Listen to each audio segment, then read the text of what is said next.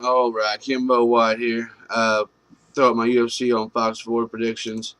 Third change to the card, and in 48 to 72 hours, we've had three changes.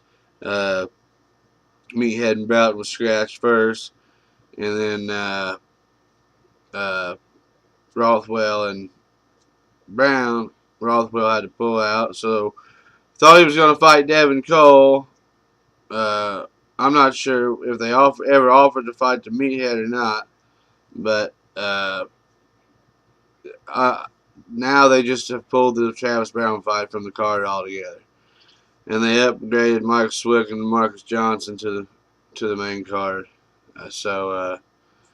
Yeah, that is kind of disappointing. Everybody was bitching about Travis Brown fighting Devin Cole, and now uh, when they figure out that they just pulled the Travis Brown fight from this card altogether, oh man, the people are really complaining on the internet. But what the UFC, they got to do the best they can do to keep a card together, and to get two guys to fight. There's certain agreements have to be came to, and there's different things that go on behind the scenes with signing fights and getting fights together that sometimes just can't be done in a week or two, and sometimes they can. And you know. I think that's what it probably boils down to. There was probably an issue for some odd reason. They probably, uh, you know, I really don't know. Guess those are questions for Dana White, but I don't know. Surely there was somebody that would have stepped up and fought Travis Brown. They could have signed a fight, um, but whatever it is, what it is. I'll tell you what. I guess I'm just gonna hurry up and start at the top. Obviously, the whole card, for the most part, I don't think that the top two main events deserve to still be 500 points apart.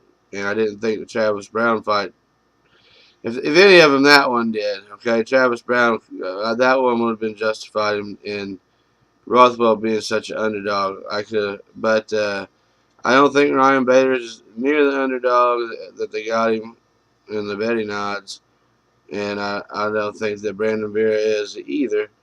Although, obviously, I'm going to go with Hua and Machida in both those fights. And it was my gut instinct, and I always overthink fights. But, and they're saying MMA math doesn't work, but, it doesn't always work. It's not a guarantee, but it is a way to make an educated guess. And, Quentin Rampage Jackson has some of the best takedown defense in MMA, and some some of the better striking uh, in the light heavyweight division, and so does Lyoto Machida. Now, I didn't think that Ryan Bader would be able to take Jackson down and do what he did to him. I really didn't think he could dominate.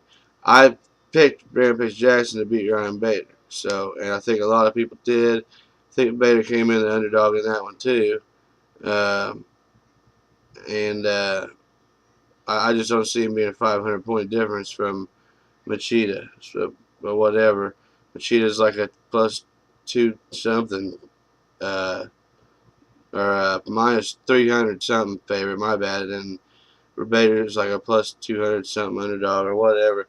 And I never pay attention to betting odds, but since everybody was making such a big deal out of it, I went and looked this time, and I was really surprised that because if Brandon Vera comes in, John Jones came in and showed the blueprint to beat the tar out of Mauricio Hua, and it's a style that Brandon Vera could simulate if we saw the old Brandon Vera. You might see an upset in the main event. It'd be crazy, but I'll agree with that. But uh, I just don't think either one of these guys are as big of underdogs as what the betting odds have them. So that's just my take on it. I'll take Demarcus Johnson over Mike Swick, and for two reasons. Because Mike Swick He's been having some issues. His grandpa just died, I saw, and not only that, he hasn't fought in over 2 years. So he's Mike Reenrest Swick, and Marcus Johnson's 15-10, and Mike Swick's 14-4. But if you go look at who they've both fought on paper, other than the Reenrest, a lot of people probably will do think I'm crazy for picking DeMarcus, but DeMarcus Johnson hasn't been looking that bad lately. He's been on top of his game, and he's fought. I think he's fought twice in 2012 without me even going and looking and wasting time. Um, I'll take Nam Fan over Cole Miller. Uh, Definitely take Phil Davis over this Wagner Prado cat who has beat up 8 cans. He's 8-0.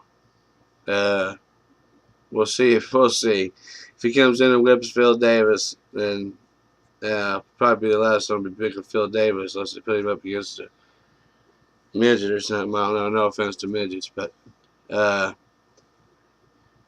Josh Crispy and Ronnie Yaya. Ronnie Yaya coming in. Man, Ronnie Yaya has. Here's the thing for him. He's coming in. I'm thinking replacing somebody. No, maybe not. Maybe he's not a replacement. Maybe that was the original fight.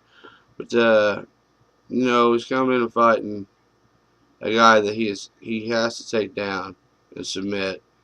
A guy that's been, let's see, in 17 fights he's been submitted once, and that was back in 2006. And but he hasn't fought a lot of. Well, he went to decision with Poirier. Yeah, I'll go with Crispy in that fight. That was kind of my gut feeling. I'll take Crispy over Yaya in that fight, and Philip DeFries over Ole Thompson, and knock Ole Thompson's dumbass out of the UFC and fuck at least strike for us, man. I mean, is Ole Thompson really that good? Yeah, when I watch him knock DeFries out, oh shit. But I think DeFries would bring the fight, and I think I'll probably finish Ole Thompson. I don't know. I don't really know, man. I guess he could take a beating, but DeFries, it depends on if DeFries punches himself out um, before he can finish Thompson. But if he does, I still see it going unanimous decision probably for DeFries, or at least a split. But I don't know. I think if DeFries, um, if he comes in with the right game plan, doesn't blow himself out in the beginning. He trains with some pretty good people. Dominic Cruz, Eddie again. So if he doesn't come in and blow his wad right off the bat, then I see him uh, probably being able to finish. Probably being able to finish um, Ole Thompson, just like Sean Jordan did. And I'll take Manny. I fight like a dog, Gambarian, over Michihiro Amagawa. And I've never seen Useless Gomez or John Moraga fight that I remember. I might have seen him fight on the Taki Palace or whatever. I think they both come from there. But just on paper, I'll go with Ulysses Gomez to make a pick. I checked them both out a little bit, so um, there you go. There's a pick on that fight. So there's my UFC on Fox 4 predictions. Don't forget, we're starting up the next prediction race.